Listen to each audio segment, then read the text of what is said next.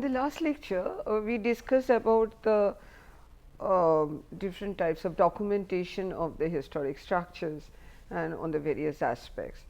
And today we will talk about some of the case study to show, and we also talked about the importance of the investigation and diagnosis. So today we will talk about a case study where we will see that what is the role and importance of the diagnosis and investigation, and how that if it is not done properly, how it can lead to a very disastrous effect.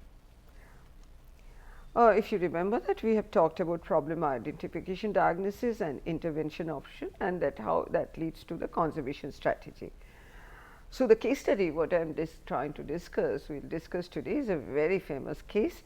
This is the Leaning Tower of Pisa. Now, the Leaning Tower of Pisa is a historical structure. It is actually the bell tower of the Pisa Cathedral, is the campanile or freestanding bell tower, which is the attached to the or related to the cathedral in the Italian city of Pisa. The tower is situated behind the cathedral and is the third oldest structure in the city's cathedral square. It is known worldwide because of its unintended tilt. So, we will talk about that, why this tilt happened, how this tilt happened, and what is the impact of that, and how it has been how and what are the remedial measures which has been taken, and how the decision was taken about it. It's a long story. Now, as we can see here that the tilt is quite a lot. The tower, which has been leaning almost since the building work first began in 1173, and the tower was closed to the public in 1990 because of the safety fears, and the 183-foot tower was nearly 15 feet of vertical, and its structure was found to have been weakened by centuries of strain.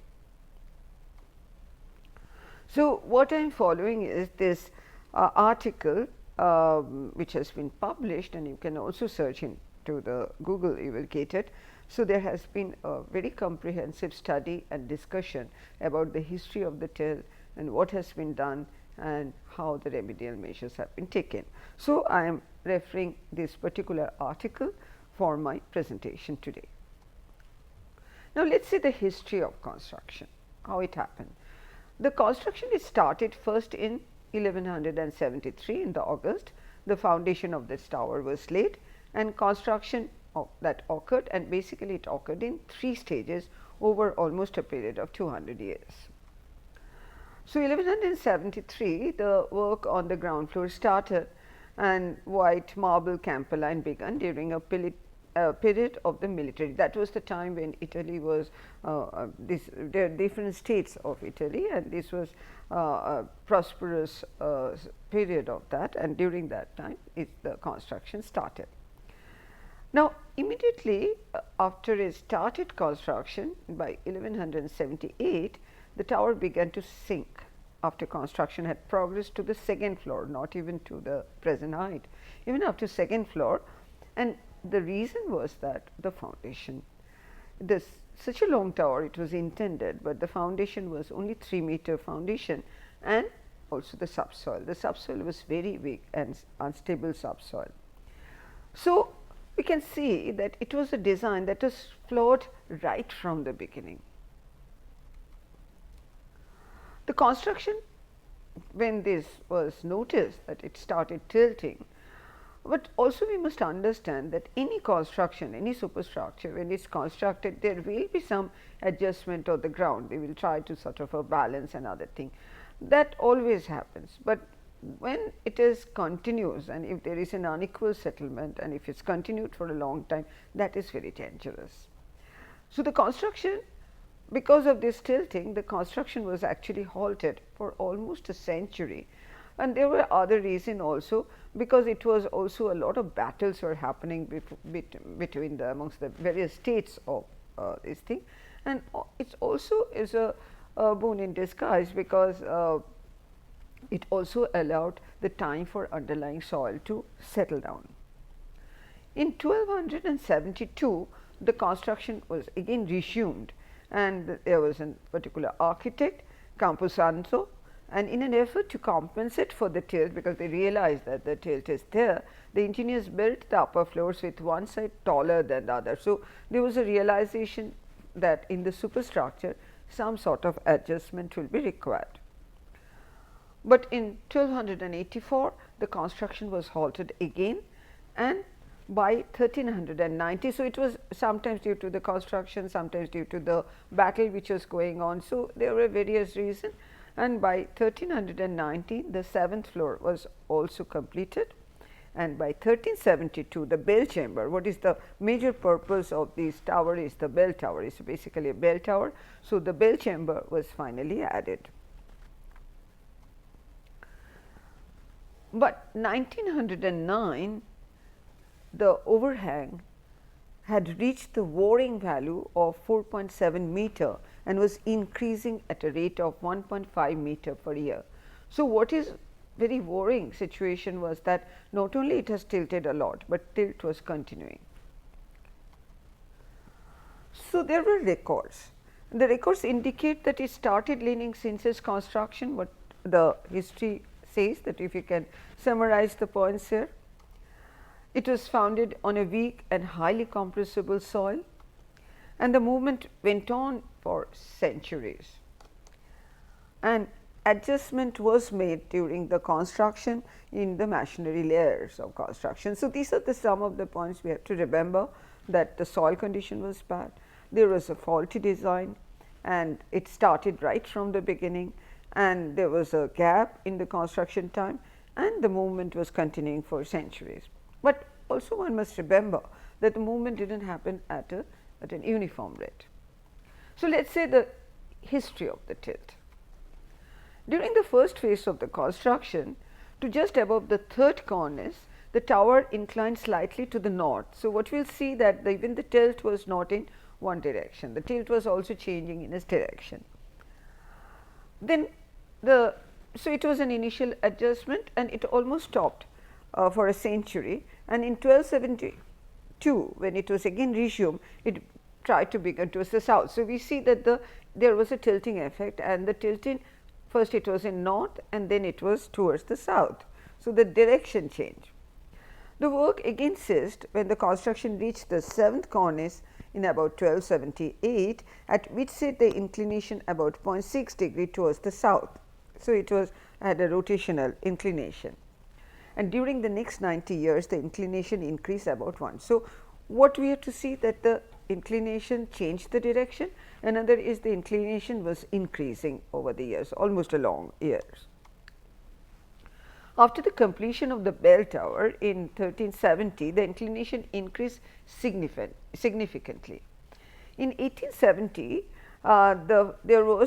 they started recording the first measurement with a plumb line to see what was the inclination, and there were record that from that time onwards that so, and then subsequently 2-3 records were there. So, we have a record that what was the inclination and which year. So, some sort of a rate and understanding, and it can be related with the construction history. Between the two measurements, the walkway surrounding the base of the tower, which is called Catino, there is a base, had been excavated to uncover the base of the monument, which has sunk into the soil. So, one side of that base had actually really sunk into the soil, and the settlement was as high as 3 meter, quite a lot. And it was also found that when that Catino was digging or dug, it is seriously threatened the stability of the tower and caused an increase of inclination to approximately 0.5 degree.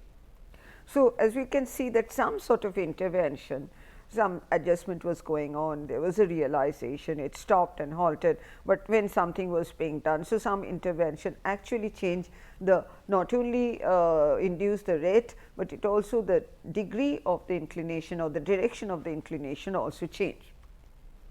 So, you can see that this is an interesting record what we can see, which shows the inclination of the foundation. So, as we can see that here,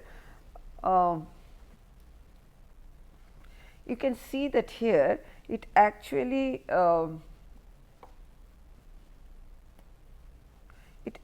first the direction was in direction, and then we have a yearly record, and then that was changing. But here if you see that between these year 1278 to 1360, it almost sort of stabilized, the inclination was not doing. But again suddenly here we see a sharp increase of the inclination, then there was a stability here, but the inclination was changing.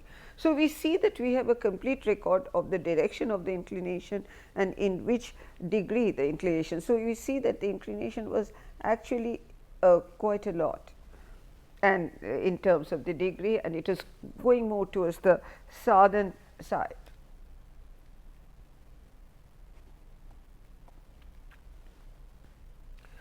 And this is actually this abrupt increase of the inclination when a definite value of the height had been attained is a clear sign of an impending phenomena of instability in the structure of equilibrium, which is called Leanin instability. And this is actually the phenomena which caused the problem. And this we can see that if you can see here that this is the Catino, that this portion, that you see that how much sort of it has been within the ground. So, that inclination was quite clear.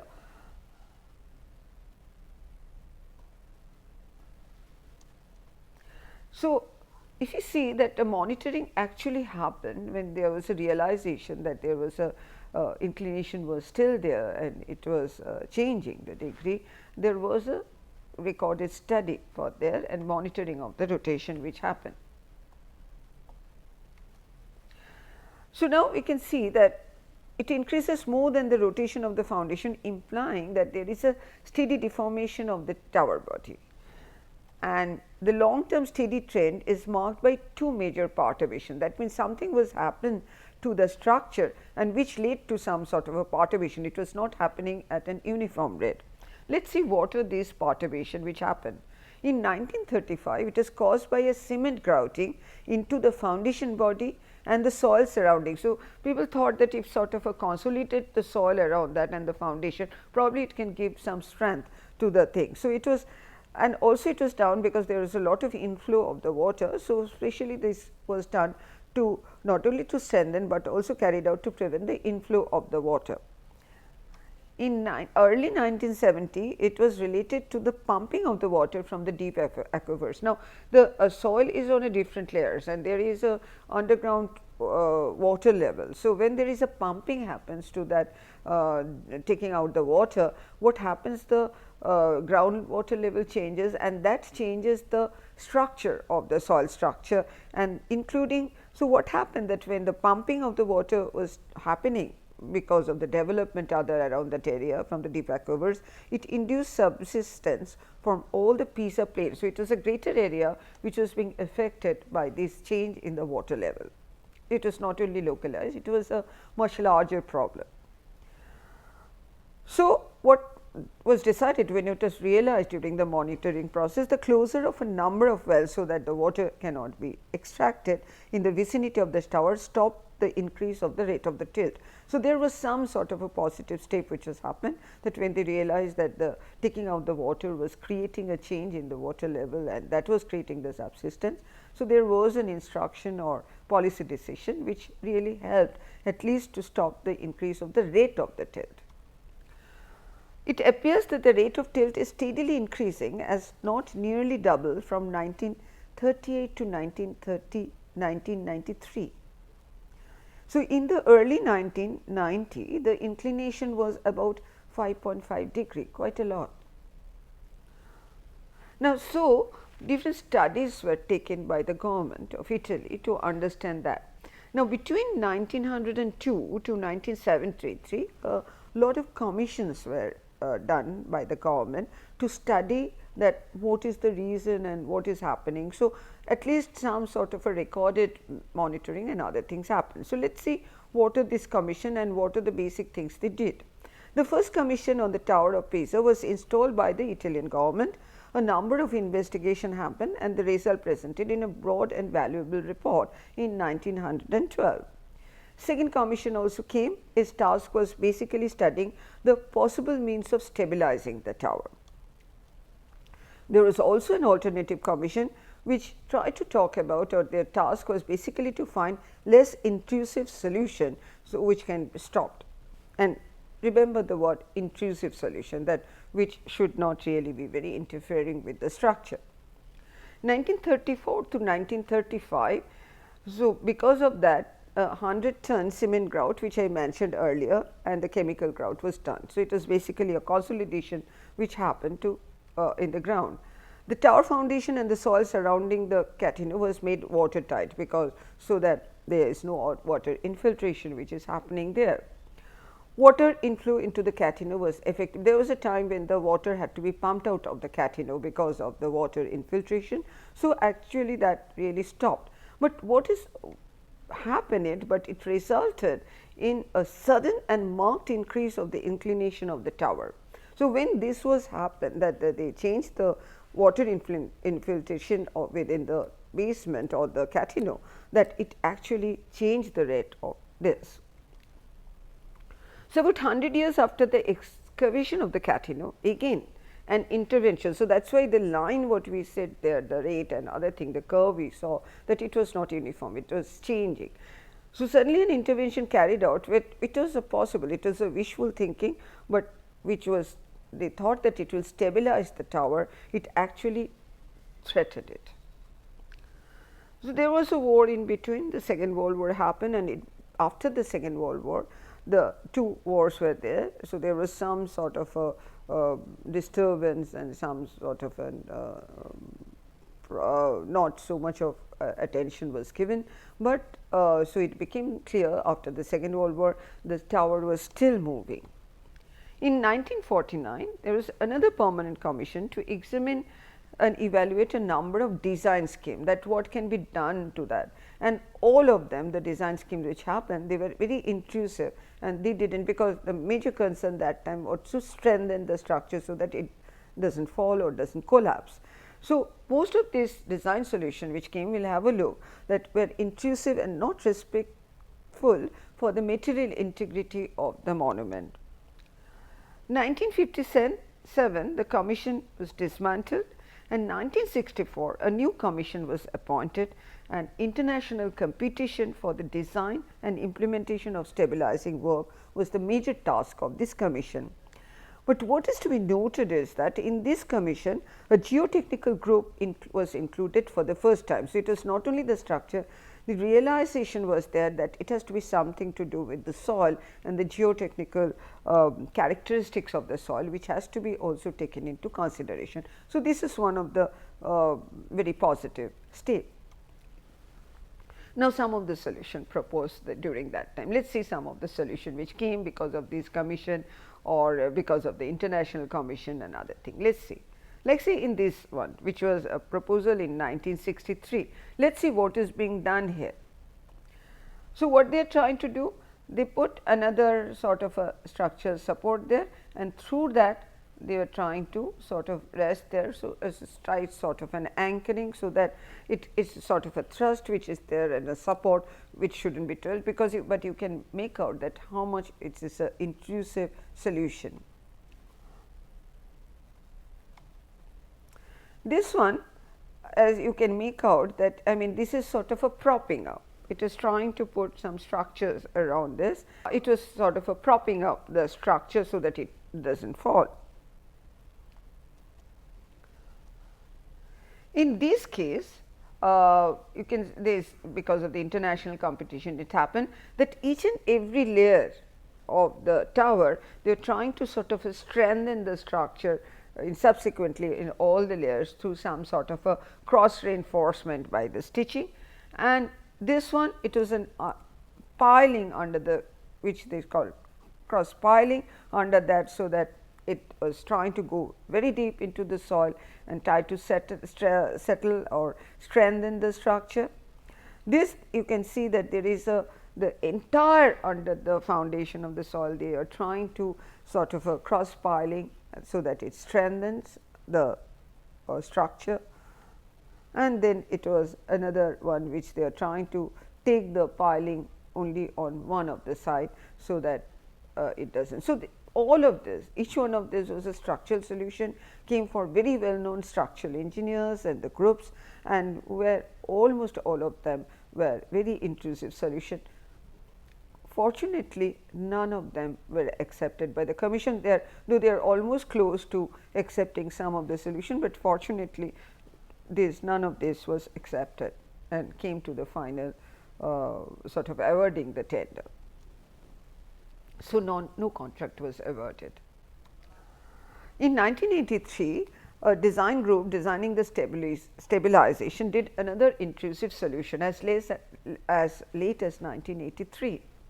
So, let us see what they have done here. So, they have also as you can see here is that they have put a sort of this type of stabilization, and they are taking it down to the pile, and they are also putting underneath a foundation, and they are giving the piles here. So, this type of structural solution came, and it would of course be visible that this was an intrusive solution which they thought that will be working quite well.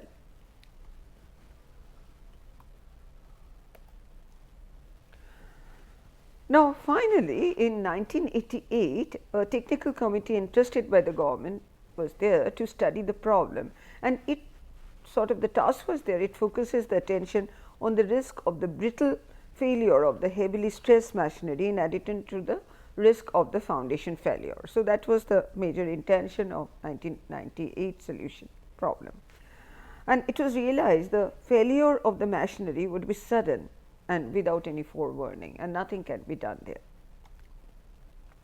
So, what happened, not only that it can collapse at any moment without any sort of forewarning, it was also became a concern for everybody, because it was a major tourist attraction place. A lot of visitors come there from all over the world. So, the safety of the visitor became a very a concern.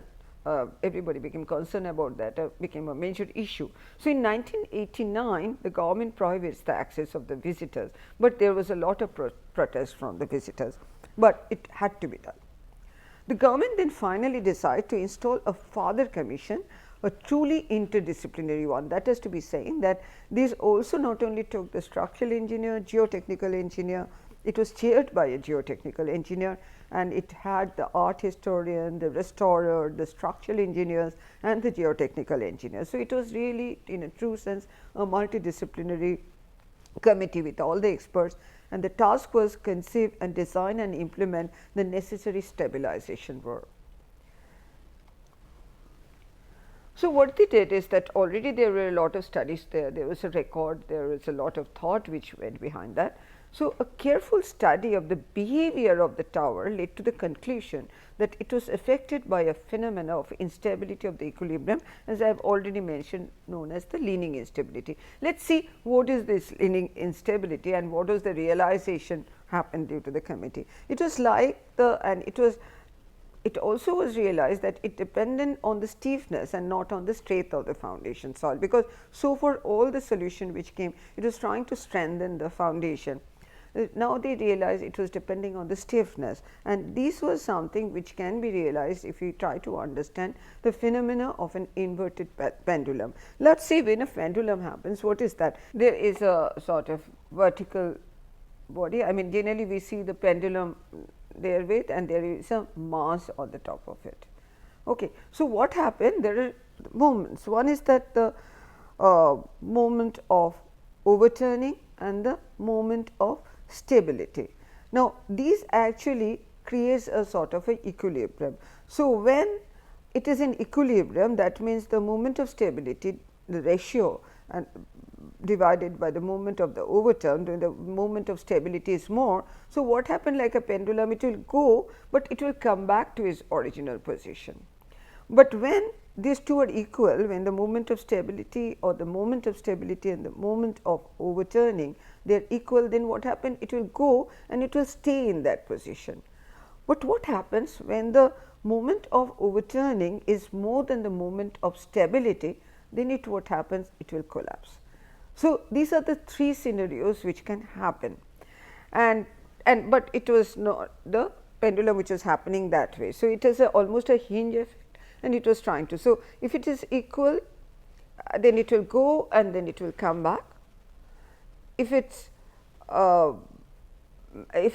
this is more, it will come back, but if it's equal, then it will stay in that position. If the moment of overturning is more, then it will fall, and that depends also on that angle. That depends on that angle. So, this angle is very important, and that was realized that time, that beyond a certain angle this will become more.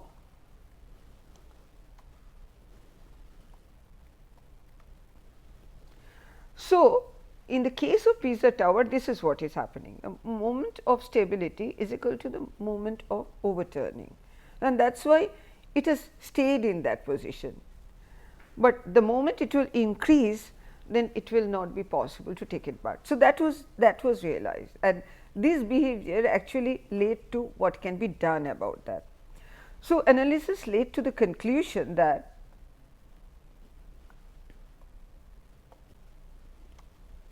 a gradual increase in the inclination would have ended in a collapse. A decrease of the inclination, even a relatively minor one, result in a substantial increase in the safety against the leaning instability. So, this was a very important realization which happened because of the studying the behavior of the tower and equating with that the concept of the leaning instability. So, what was done? So, now what can be done? So, first is to reduce that angle, and how do you reduce the angle? So, some sort of a temporary measures were taken, a lot of finite element model analysis, structural modeling, the gravity analysis were done by the structural engineers, and it was saying that some sort of a thing which is temporary and fully reversible intervention to slightly improve in the safety against the overturning, this has to be what done. So, between May 1993 and February 1994, a total of 6.9 metric Newton of lead ingots was placed there on the tower. So, it was creating on one side of the tower, on the northern side. So, it was creating a load on that side of the structure, because it was leaning on the south side. And by the end of the July, it was found that there was a change in the inclination and it was improving. And then the average additional settlement of the tower relative to the surrounding ground at that time was 2.5 millimeter. So, that temporary solution by putting the lead ingots on one side of the tower was found that it was improving the situation. So, there is finite element model analysis was that, and there was satisfactory agreement between the prediction and the observation. So, there was a scientific way and how it was done there, and they found that it can lead to some sort of a solution. The progressive southward inclination of the tower, because of this putting the lead ingots, actually the tower has come to a standstill. That means that further inclination was stopped because of this temporary measure and putting an extra weight on the other side. So, deep insight of the behavior of the tower through an interpretation of the history, we must understand that it actually was a combination not only of the structural solution, it was combination of the interpretation of the history and all the records, the scrutiny of the measurements taken in the last century, the records were available, and the analysis of the phenomena of the leaning instability, that what we explained just now. These all three actually gave a realization of the behavior tower, and it was felt and realized a decrease of the inclination of the tower even by a half a degree would have been sufficient to stop the progressive increase of inclination and to substantially improve the stability condition. And this was a very good step which was realized. And now, this temporary solution which was taken had to be translated into a permanent solution, and how it can be done. It is quite simple. It is to induce a differential settlement of the tower to take it to the opposite direction. And how do you take this differential settlement? Acting on the foundation soil and not on the tower. It really did not need any intervention of the tower itself. The solution is perfectly respectful of the formal, historic and the material integrity of the monument. So, this was realized, and what are the three possible means? So, one was the construction of a ground pressing slab to the north of the tower. So, that on that tower, because we have to give an extra load, the consolidation of the clay north of the tower by electroosmosis, this is also an accepted methodology. The controlled removal of small volumes of the soil beneath the north south of the foundation, not strengthening, but taking out the soil, extracting the soil from the north side, so that it starts again inclining towards that. So, finally, this under excavation, that is taking the soil from the foundation of the north side, this was selected as a method. And for that, what was done is that this is what actually done, on the two sides of that, it was the stays were put up there, and so that there was some tie was there, and through the drilling process the soil was extracted. And as I said, a safeguard structure was put up with the horizontal stay on the two sides of the tower, and February and June 1999 preliminary under excavation happened. 12 inclined drill was there, and removing a total of 7 cubic meter of soil, 70% of which was the north of the tower and 29% was from beneath the foundation. The tower rotated northwards by 90 seconds of the arc. By mid September, the rotation had increased to 100, and so it by inducing a settlement, the inclination was sort of changing. So, this is some of the sketch. As you can see, the stays are there which sort of holding that in case something happened. There were the two stays on the two sides, and you can see the soil structure there, and the lead ingots were gradually removed, and this is how the drilling was happening to take or excavate the soil. So, the first it was done in a phased manner. The 3 lead ingots were first removed, and since then the tower exhibited negligible further movements, and then in 2001 and 2000 and 2001 the full under excavation was carried out, when a sufficient amount of soil which was calculated and which was done through the modeling and structural analysis, it was taken out outside the perimeter of the foundation. In the same period, all the lead ingots have been removed. In June 2001, the steel cable stays has been dismantled. It was there so that if something, in case of eventuality, if something happened, so the stays were taken down without having been ever operated. So, it was not there. So, that was that. After that, there was no sort of an inclination and happened, there is no further till, and as a result what has happened is that we have been able to save a tower which is a favorite of the tourists all over the world. You see, they come and try to see that. It is still leaning, but the thing is that by understanding the phenomena which was happening there, the problem has been solved. What is very interesting to see in this particular case, that there has been a scientific understanding, there has been a recording, there has been a multidisciplinary team, and fortunately all these intrusive things did not happen there.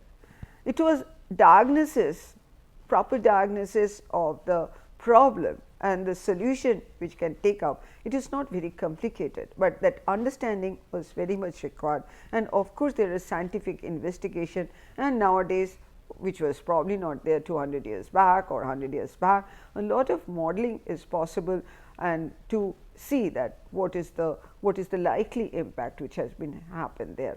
If you look at the history of the monitoring, recording and the others, it looked at I mean, it could have been a disaster, by either it could have collapsed, or just imagine that when all these structures or structural solution we have said that it would have happened, we would not have seen the Leaning Tower of Pisa what we see today. But fortunately, by understanding the phenomena, the proper diagnosis, proper understanding, and by a multidisciplinary team and the recording, it has saved the Leaning Tower of Pisa. And this is the value of the, or importance and significance of the proper diagnosis of the problem, so that a proper intervention measure can be there.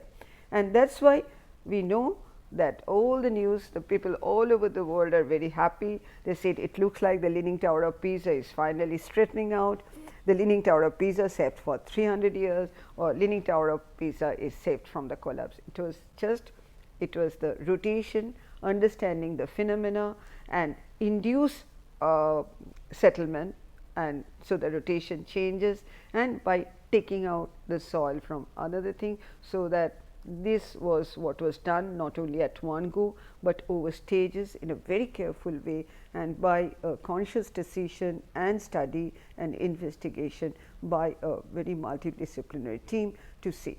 And that respectful understanding that what is really happening is a very important part of that. So, that is why we see that investigation, diagnosis, research, documentation and recording over the years for a historical structure, and how it can lead to saving the structure for posterity. Next lecture, we will talk about another very interesting case. Thank you.